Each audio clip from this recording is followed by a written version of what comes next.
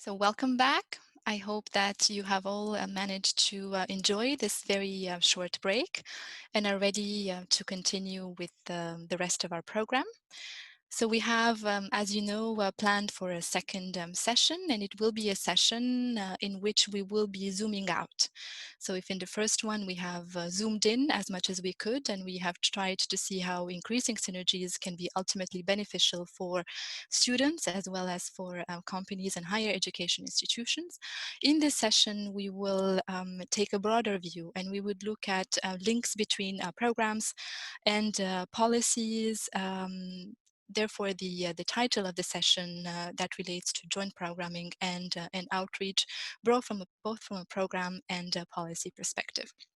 We have another wonderful trio of speakers guiding us through this exploration, and we will be starting very shortly with Torill Iversen Wanvik, who works as Senior Advisor for the Norwegian Agency for International Cooperation and Quality Enhancement in Higher Education, which is currently called Diku. Many of you might know this organization as SAIA, a long-established organization and player. Torill has been working for Diku since 2013. She is affiliated with Section 4 Higher Education and Research, and today she will be introducing to us a very specific and interesting program, the Part program. So Torill, the floor is yours.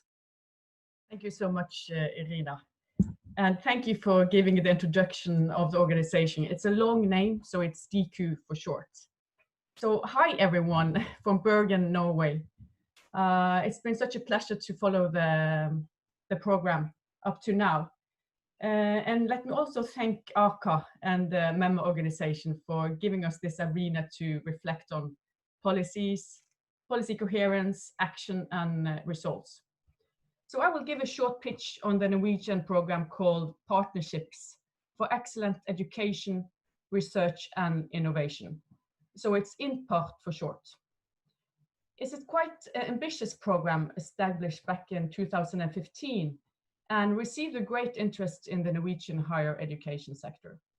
So the emphasis of the program is on quality enhancement through systematic synergies in the knowledge triangle in the context of international cooperation.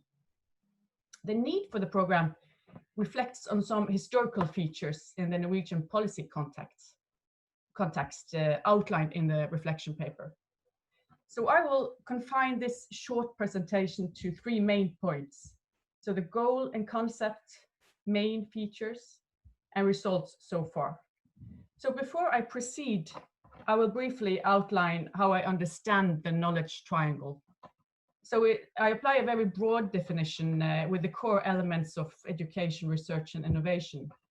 And innovation also understood as process innovation. So the non-technological innovation, such as organizational innovation, engagement of or interaction with external actors, training related to creativity and entrepreneurship. So I'll try to make the slides work very good. So goals and concepts. So the aim of the program is to develop world-class research and higher education in Norway through long-term international cooperation. The geographical scope of the program is with institutions in the BRICS plus Japan countries, North America, and recently also extended to France and Germany. The ambition of developing academic excellence is stimulated through two main strategies. So the systematic interplay between high quality research and educational activities through processes of knowledge production across disciplines and sectors. And point two, partnerships between institutions exceeding collaboration between individual researchers and involving strategic leadership and administration at the institutions in order to facilitate long-term perspective and effect. So the very core idea is to address the needs and reality of the users, hence an holistic approach to the assignment of universities materialized as a researcher conducting research, teaching, and engaging with society.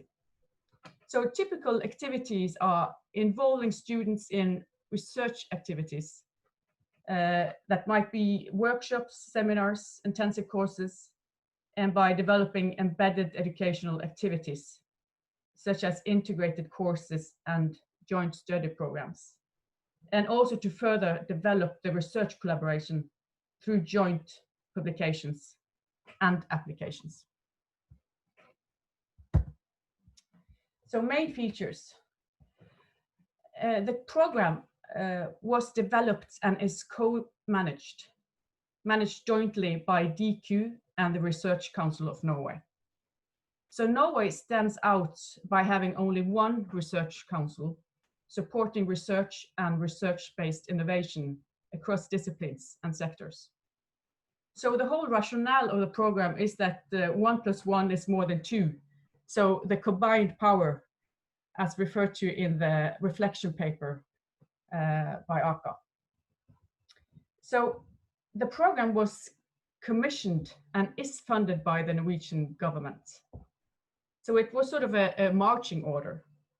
But the prehistory here is that both organizations were individually planning to develop similar programs of long-term international cooperation within an institutional framework.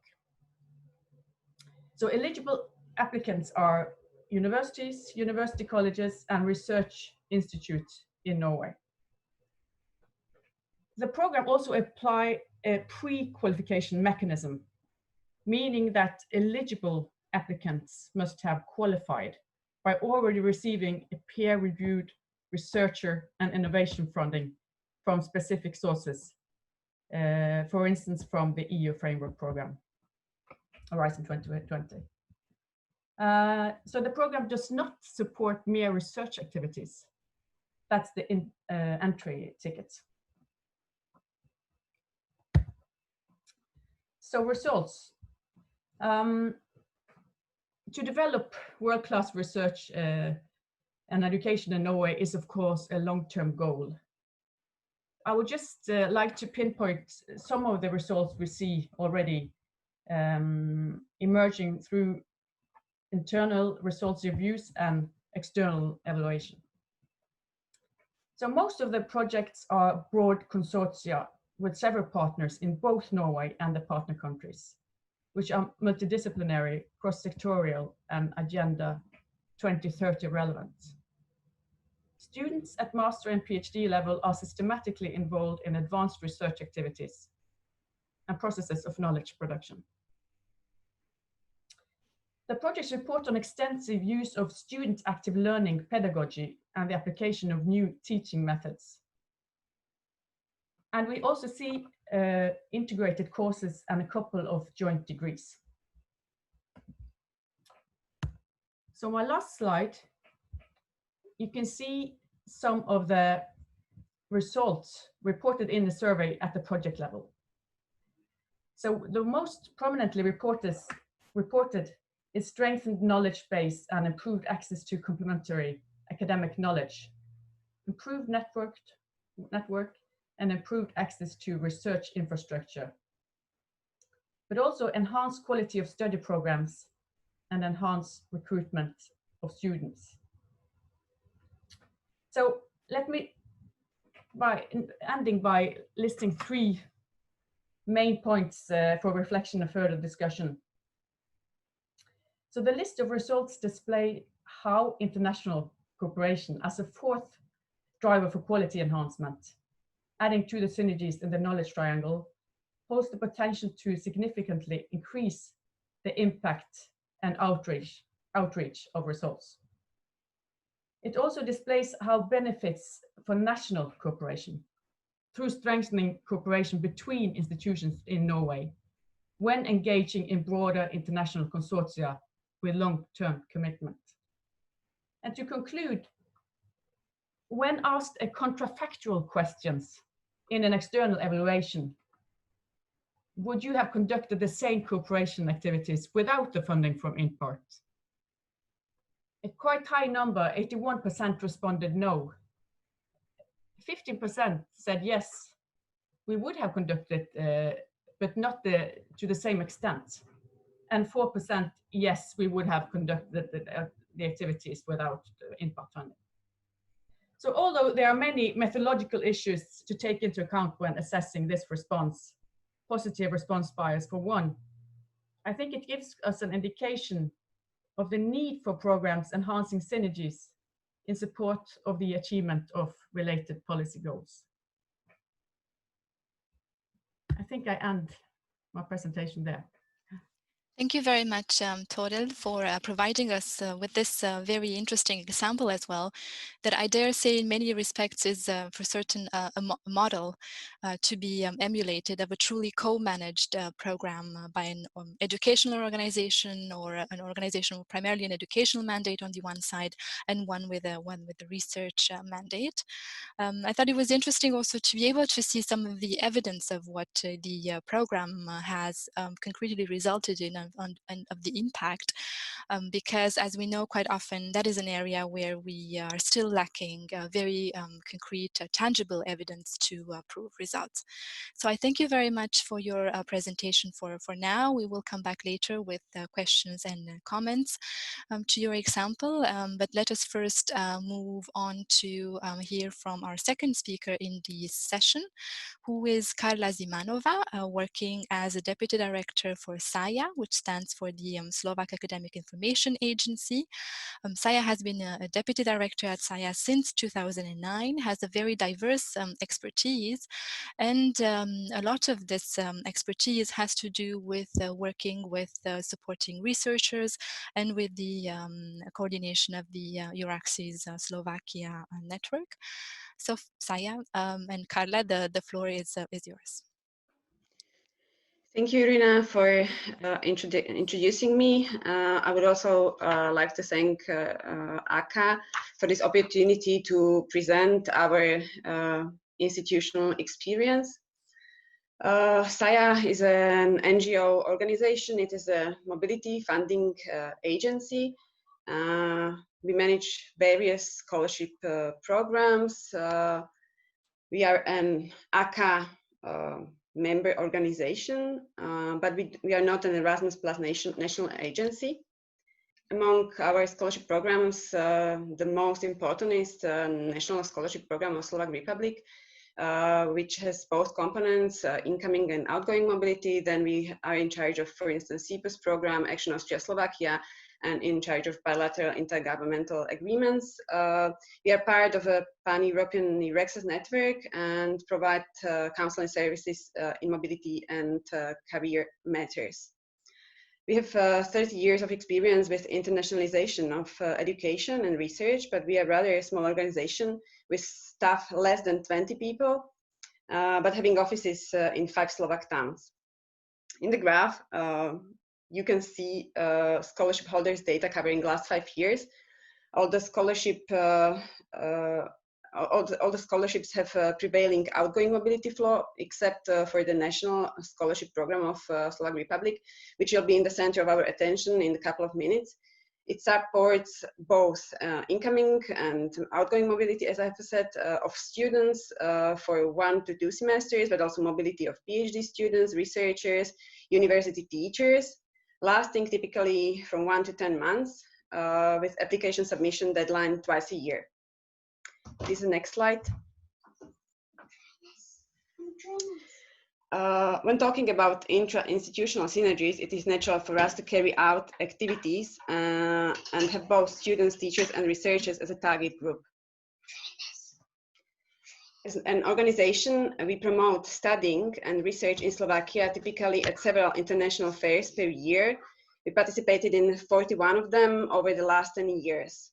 We produce publications about life in Slovakia for students and researchers, as well as specialized brochures on entry conditions for both these target groups.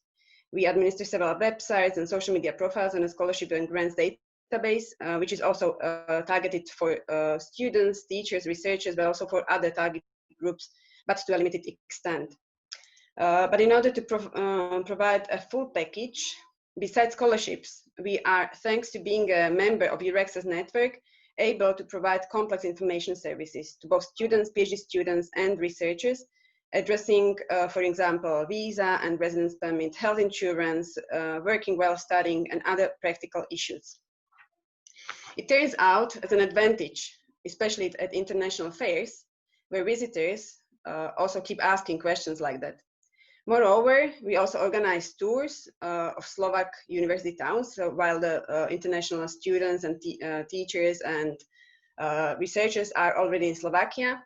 And within these tours in the Slovak towns, me and our colleagues introduce some historical and cultural background to Slovakia. We have a guided tour in those towns, and internationals have opportunity to sit and talk together in an informal setting afterwards. We organize these kind of tours twice a year, and it is sort of social integration activity for the international, both students, researchers, to feel more welcomed in the Slovak environment. To complement the image, we also provide advice and assistance to the hosting organizations in case they face any difficulties in terms of mobility-related practical matters, especially visa and residence issues. Next slide, please. To explain briefly why this focus on expertise on entry and residence conditions is quite vital for us is due to the fact that over the years, there is a growing ratio of applicants, scholarship holders for incoming mobility from countries outside EU and EEA region. This is true for all groups of students, PhD students, and researchers. But as you can see, the researchers are the group which takes advantage of the program the most. There are obviously other scholarship mobility programs available for EU and EEA countries. This all is something I would call a client-oriented ring or user-oriented ring of direct services. But there is much more going on in the backstage too. Please, next slide. Well, starting from the accumulated experience related to mobility matters, we have developed a practical online application to identify applicable procedures for incoming students, PhD students, teachers, researchers on visa and resident conditions, both from EU and EEA countries and outside. Second, when defining the conditions of the National Scholarship Program, we introduced a special allowance to cover the cost of medical examination for third country nationals required by immigration police. This is a practical example how knowledge from one of our programs, namely Eurexes, has influenced another program in a very practical item. We also closely observe the applicable national and EU legislation, especially related to our agenda. We have been active in Slovak legislation, commenting on entry conditions several times, not only watch how the EU directives on scientific visas of 2005 and 16, which is also targeting more groups, are translated in our laws. But we also suggest some positive changes trying to shape the legal environment in favor of our target groups. Some examples being, for instance, easier documentation of blamelessness in case of researchers, proving criminal record only from one country instead of several countries they have resided in. Then direct access to labor market for researcher spouses. We try to tackle also the issue of working hours of third country students, which is currently 20 hours per week. In the process, the cooperation with various stakeholders and state authorities is really necessary. The legal changes then require a lot of follow-up activities, including, for example, the explanation of the new rules to staff at embassies and immigration officers, who are often not aware of the amendments, that this is just a peculiarity of our context. In the next step, we have organized trainings and seminars for administrative staff at universities and research organizations to mediate them up-to-date information. Of course, we also invite experts from state authorities to present the topics. Please, next slide. All in all, the described activities require a lot of communication and dissemination. When thinking about how to make some general conclusions from our case story, I've noticed that most of all, it is about looking beyond borders or limits of one program, one department, one institutions. There exist a lot of good practice examples in the EUREXAS network in many European countries across Europe on local and regional cooperations to provide professional services for researchers and their families. These could also serve as good practice examples to cooperating with students, I believe. These are really very inspirational. In addition, it is enriching to compare various scholarship programs, regulations, even laws, and their implementation in different countries to learn about other examples and take advantage of good practices available for the benefit of students, teachers, researchers, and possibly also innovators. So this is actually the reason why we are all here today, and this would be all from my side. Thank you. Thank you very much, Karla, for complementing our picture with this very deliberate example of an organization that has made it as part of its mission to do this joint promotion of education and research opportunities, as well as the provision of joint support services for mobile students, staff, and researchers.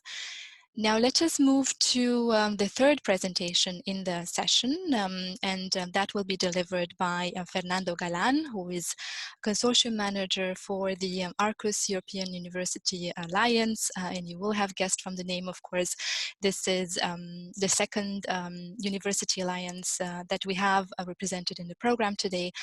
That was funded through the first pilot call last year of the European Universities Initiative. Fernando has a long experience and track record as well in various organizations, from the Spanish Rectors Conference, EURASIA, European Students' Union, but today he will be obviously addressing us in the context of the Arqus activities, and specifically those activities meant to enhance synergies between the three dimensions of the knowledge triangle. So Fernando, the floor is yours. Thank you very much, Irina. I hope you can hear me well. First, I would like to thank ACA and the co-organizers for the kind invitation for Arqus to DAAD, Diku and to VLUHR. I think it's very timely and also very interesting that you kindly asked us to contribute to this debate. Also, in the light of the draft reflection paper, which I find it very interesting myself, and I must congratulate you for the draft you sent us. And also, I would like to maybe reflect a little bit during my presentation about some aspects that were already included there, or some couple of others that might not be included completely. Arqus, as Irina said, is one of the first European university alliances that have been selected under the Erasmus Plus call. But our aim and our mission statement actually goes beyond the 16 call at the moment. So we have a mission statement for 2025, which is quite broad. And at the moment, as our colleague from Epicure, as Sabine said, we are also working on our Horizon 2020 application for supporting also the research and innovation activities. See if the slide moves. I don't know. Yeah, sorry. Perfect. So here you can see the 7 universities that are part of the Alliance, are 7 long-standing, comprehensive and research-intense universities, as you can see. All of them are historical in their context, and also they have deep regional engagement links with the societies they live at and the regions they are based. So as you can imagine, this also gives a profile to Arqus itself, and in terms of what will be the action lines or the priority for us. And in this sense, you can imagine that also Arqus will be comprehensive, but also will have a look at the research aspect as being funded by 7 research-intense universities. Our mission statement says that we want to cooperate, to share our expertise, and to see ways of integrating to enhance our education but also to improve our joint research capacity and better respond to the grand societal challenges that all our societies and the whole globe is currently facing. And we don't need to mention the latest one. For that, we have organized the work in what we call action lines, which will be the kind of the work packages, but we prefer to call them action lines. As you know, Granada, it's coordinating the alliance, but you can see that there are 6 actual content action lines, and I will go from top to the bottom. Bergen, the university in Bergen, coordinates engaged European citizens. This is actually an action line that aims to bring together a little bit the rest and the education and the research aspect. It's testing what we want to call it like challenge-based learning, and I will elaborate a little about that a little bit later. But it's very interesting and also deeply rooted into the European values. Then we have the action line about the student-centered frameworks for quality learning, which is coordinated by Vilnius.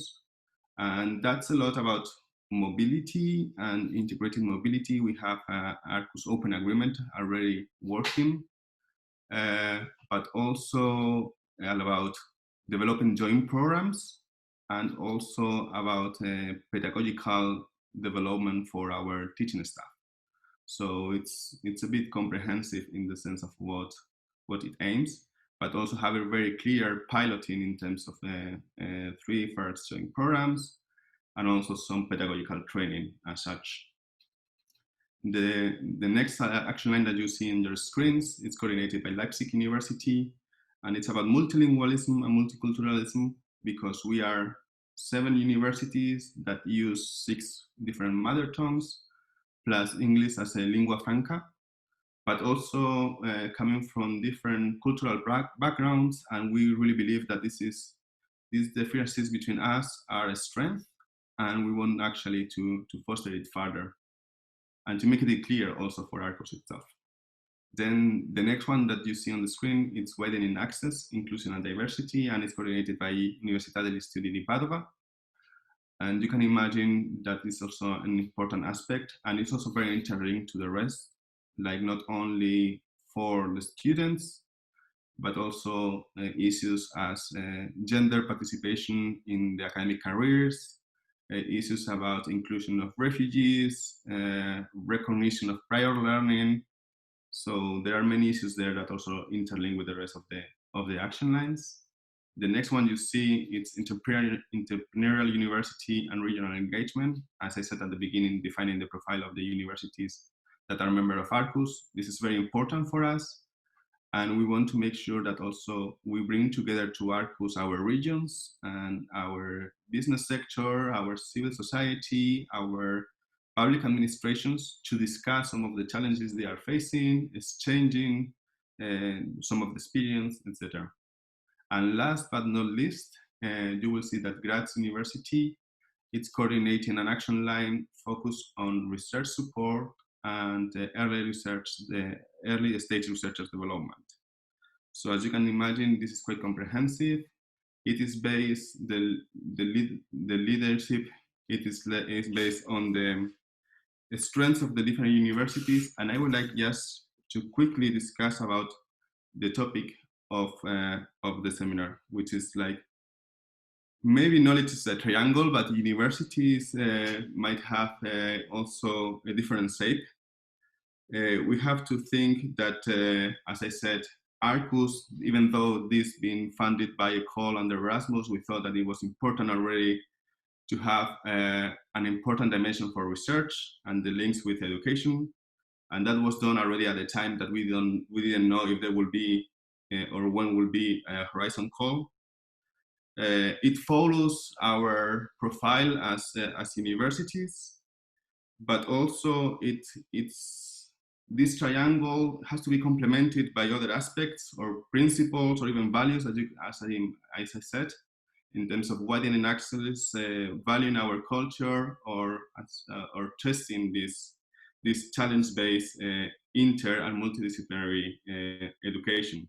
And in this action line 7, in fact, we are trying to put together groups of students and teachers to work together into challenges that also will have a research dimension, but also a clear goal towards transfers to society.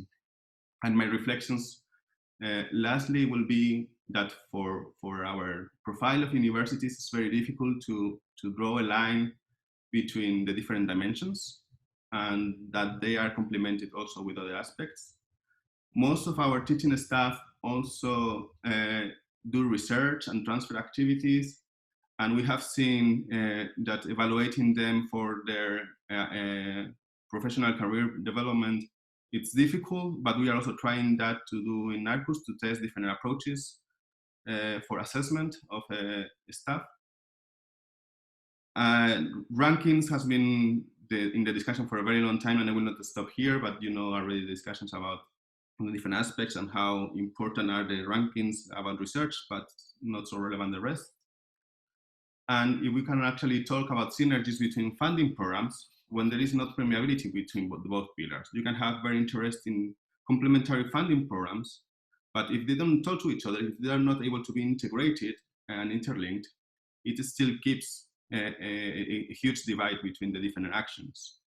And that comes also when we talk about teaching and learning activities. And I will say this is a need to integrate them and not just an aim to aim for. And I think this was very well reflected in the appointment of Commissioner Gabriel, having both responsibilities for education and research. And I think it's a way to continue moving forward in terms of integrating Horizon and Erasmus. And final, and very quickly, you cannot read it very well, but on the left column, you have the modules of the Horizon call for European universities. In the middle, you have the activities that we already foreseen in the Erasmus call, but we're already like having into consideration what Commission was asking us now in Horizon. And on the third, on your right hand, you will see the activities we are planning as complementary activities for those that were already imagined in the Arqus work program. So as I said, we took since the very beginning that this is a reality for us and we have to continue working in this respect.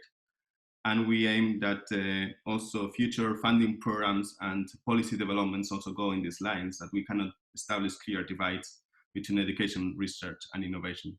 And I think I will stop here and invite you to visit Arqus website and social network.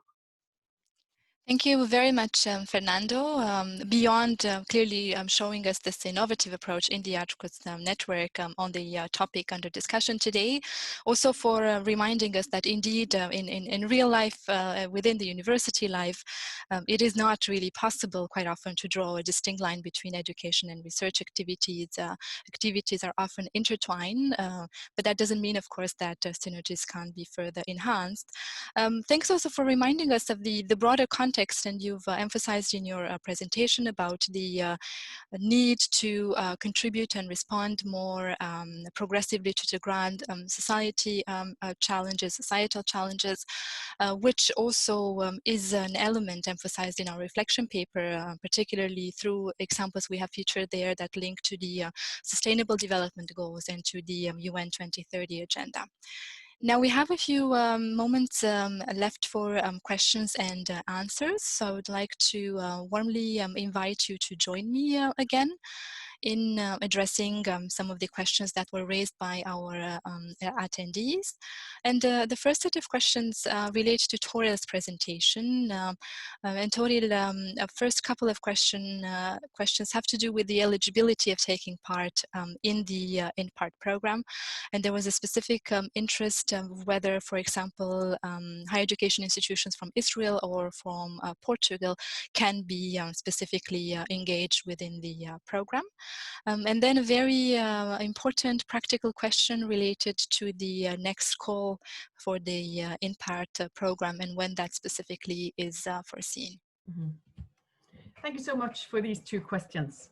So as I mentioned, there's a sort of a very defined geographical scope for the program. And for the time being, it is confined to the BRICS plus Japan and North America and Germany and France. So that's what I can say for now. And the program has been evaluated, and the strategy has been evaluated. So there's a discussion now with regard to extending the geographical scope, but that's not finalized. That's pending discussions.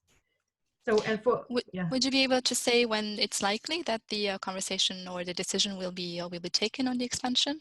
Well, I've understood that there's a dialogue with the sector, universities and university colleges in Norway now, and it's supposed to be clarified in mid-September, and a new strategy will be launched early next year. Yeah. So thank you. That already gives us a bit of a time horizon to consider. And so for the INPA program, we conduct annual calls, and the deadline for the next call is on the 18th of November. And the call will be accessible in August, so after the summer. All right, thank you. Thank you very much for now. We do have a broader overarching questions for all speakers, but I will be addressing that to the three of you at the end of the session. I would like though to ask now maybe a question to Karla, or related to Karla's presentation, because as an organization you've shown us clearly how SAIA has integrated this approach between its education related activities and program and those related to research and researchers in particular.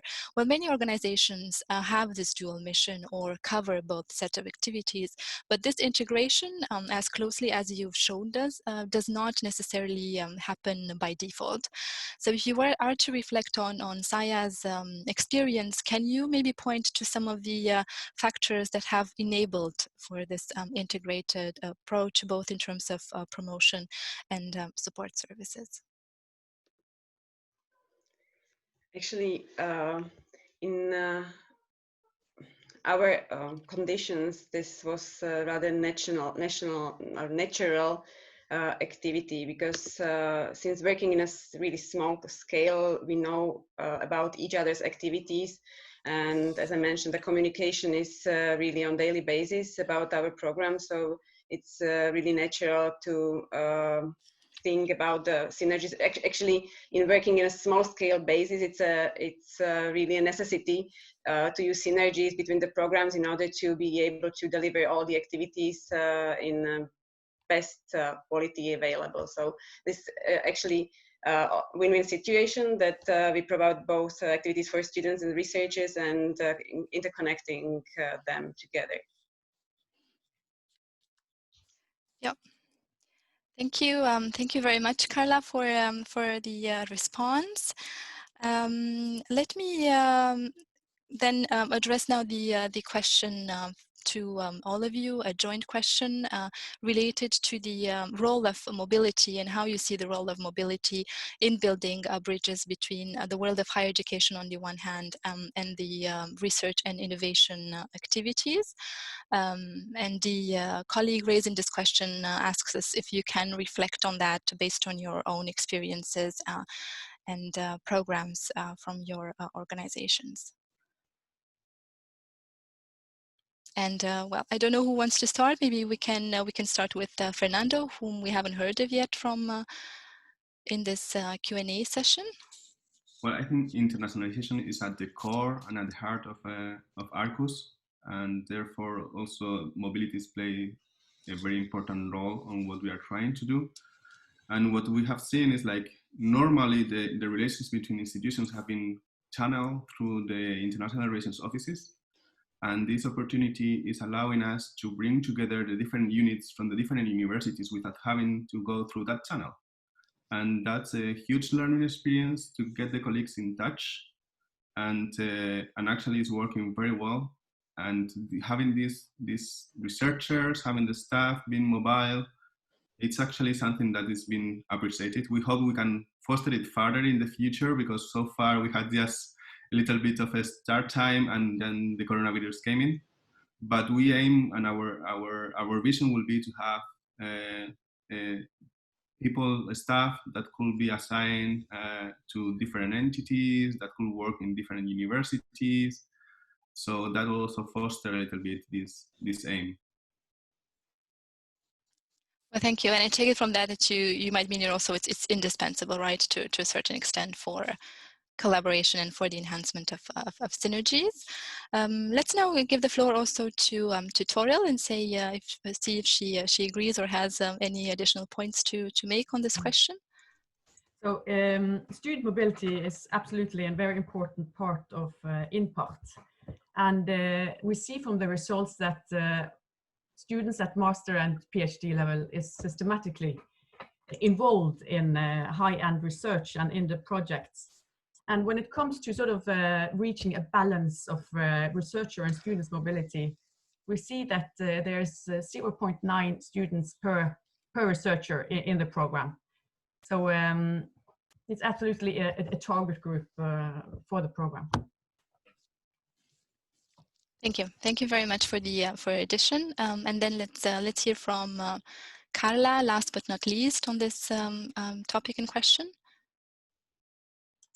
Well, if I should think of mobility as a way to enhance cooperation between higher education, research and innovation, well, naturally, I think short-term study visits and internships is a way to go because the students get skills important for working in research and innovation. So mechanisms, tools like this would definitely stimulate the future engagement of students in research and innovation. For us, being an academic stakeholder, not really an academic institution or higher education institution, this is a step towards unknown, let's say, but we are trying to do our best and to really network with organizations outside in innovation sector and research business sector, also to provide services interesting for them. But this is still like future for us. But yes, this is also something we are already reflecting on. Yes, very clearly in your activities. Well, thank you very much as well. And if I may, before closing this session, I'd like to ask another question to Torill that relates a bit to the policy context or dimension. Because we've highlighted, I think, a number of times that the INPART program is a very interesting example of a co-management of a program from an educational and research-based organizations. But there is clearly a very supportive policy environment and framework in Norway for allowing that to happen.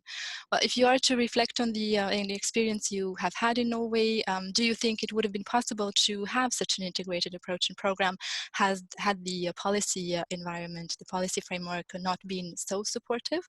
Or if I'm to turn the question around, can one envisage developing in other countries a program like INPART, in your opinion, where the policy framework might not be as favorable?